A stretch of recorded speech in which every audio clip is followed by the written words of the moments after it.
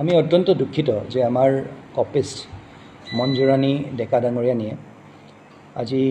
তেনেধৰণৰ এটা কাৰ্যকলাপত লিপ্ত হোৱা বুলি কেমেৰাৰ সন্মুখত ধৰা পৰিছে আৰু বিধিগতভাৱে তেওঁক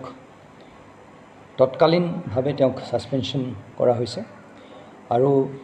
ডিপাৰ্টমেণ্টেল প্ৰচিডিং এতিয়া ড্ৰ কৰা হ'ব আৰু পুলিচৰ পৰাও এটা কমপ্লেইন এটা আহিব, গোচৰ ৰুজু কৰা হ'ব আৰু নগাঁও জিলাত যিজন ব্যক্তিয়ে বা যিসকল ব্যক্তিয়ে এভিডেন্স লৈ তথ্য লৈ আমাক অৱগত কৰিছে তাৰ বিৰুদ্ধে জিলা প্ৰশাসনে কঠোৰ ব্যৱস্থা ল'ব,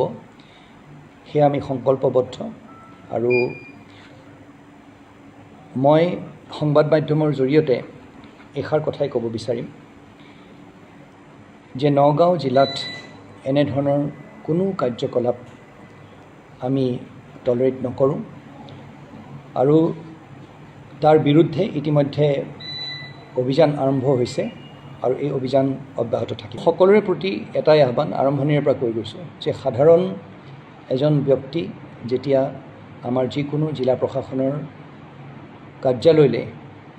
জিলা প্ৰশাসন বুলি ক'লে মই অকল DC অফিচ বুলি কোৱা নাই, তেওঁক আমি যাতে বেয়া ব্যৱহাৰ নকৰোঁ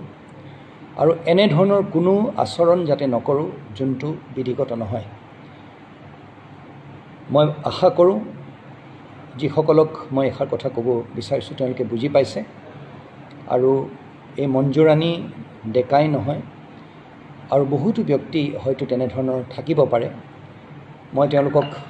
এতিয়া আৰু অনুৰোধ নকৰোঁ, তেওঁলোকক মই আদেশ দিছোঁ যে যদি আকৌ এনেধৰণে কোনোবাই ধৰা পৰে,